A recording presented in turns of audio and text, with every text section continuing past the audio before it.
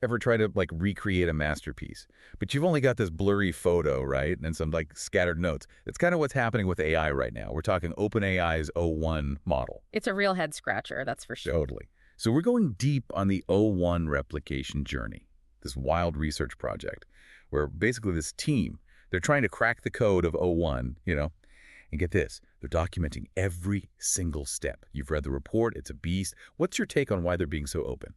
It's kind of strange, right? Usually it's all hush-hush in the AI world. Yeah, transparency in AI research is key. But it's not always the norm, sadly. OpenAI drops this bombshell, right? O1.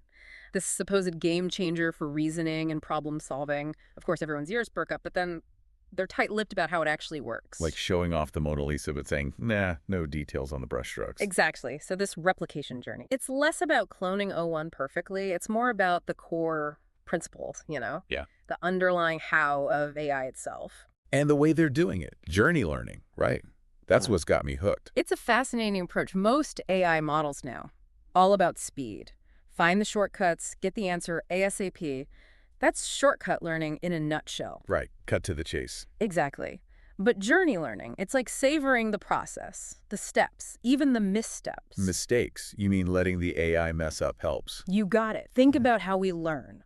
We try, we fail, we adjust, right? It's how we gain a deeper understanding. Right, learning from our screw-ups. And it seems this might be true for AI too. In this report, they're analyzing everything. Every step of O1's process, even the dead ends. So it's not just about the final exam score, right? It's like looking at the whole semester's worth of work. Exactly. All the rough drafts, the all-nighters. The coffee stains, the existential dread. Yeah. They're looking at how O1 approaches a problem, the strategies it tries, when it pauses, when it backtracks, changes course. It's fascinating. So are we talking flowcharts here? How do they visualize this whole process? They use something called reasoning trees. Reasoning trees. Okay, so not a family tree for AI. Paint me a picture here. What is a reasoning tree? Imagine mapping out a road trip, right? Each branch is a different decision, a different path. They can see where certain routes lead to dead ends and where others, well, reach the destination. So these researchers, they're like AI detectives. In a way, yeah. Piecing together clues, trying to get inside O1's head. And they've actually found key words, right, in O1's problem solving, like wait or alternatively. It's wild, isn't it? It's like it's hitting a wall and say, hold on a sec. Those pauses, those course corrections, they seem crucial to O1's ability to solve these complex problems. So it's not just about speed then. Right. It's about being able to adapt, to pivot when things aren't working. Exactly. Flexibility is key, it seems. It's a whole new ballgame, really. And this is where it gets really interesting. They're not just watching O1, right? They're trying to recreate that journey learning thing themselves. Okay, so they're taking what they're seeing and actually like building it. How do they even start with that? So they had these mathematicians, right, solving crazy hard problems. But here's the kicker. They had them think out loud. Like narrating every little step. Exactly. Okay, I'm stuck here. Maybe if I try this.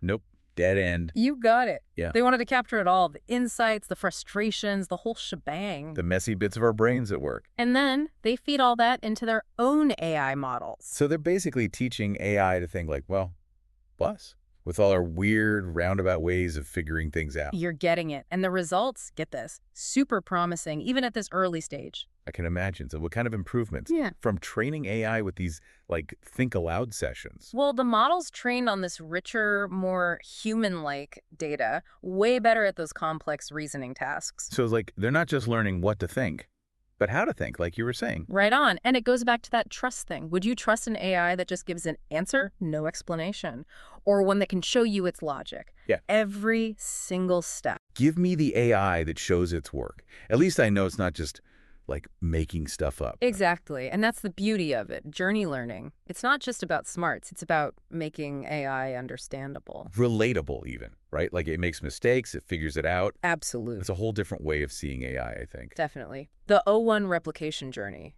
It's about one AI model, sure, but it's bigger than that now. It's opening up this whole new frontier for research. Now, you mentioned these reward models, right? Wow. To guide the AI. What are those all about? Oh, right. Good catch. Easy to get lost in the weeds with this stuff. Yeah, there's a lot to unpack here. So think of these reward models like like an incentive system for the AI, instead of just rewarding the right answer at the end.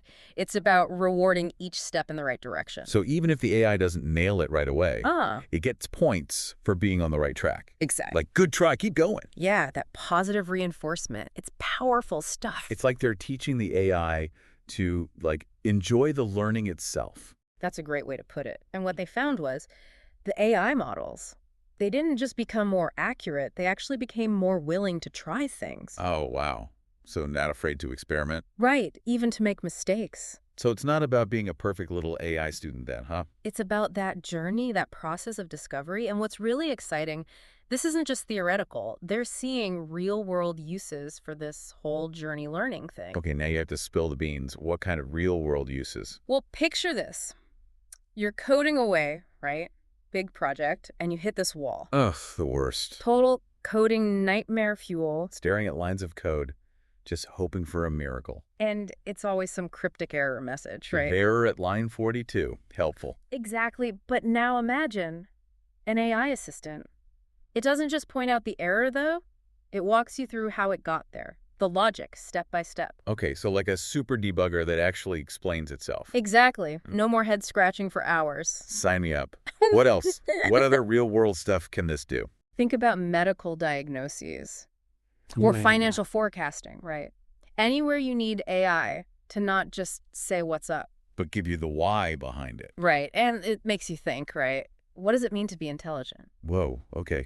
Getting deep here. If we can teach AI to learn like us, to reflect, be curious, does that change how we see intelligence itself? It's like, are we reinventing the wheel or just figuring out what intelligence really is now? It's a huge question, but that's the cool part. This O1 replication journey, it's not just about building a better AI, it's about understanding ourselves better too, I think. This whole deep dive has been mind-blowing. We've covered so It much. really shows you where AI is going. It's not sci-fi anymore. It's right here. Evolving every day. And this research, this is just the tip of the iceberg. Who knows what we'll find next? It's an exciting time to be following AI, that's for sure.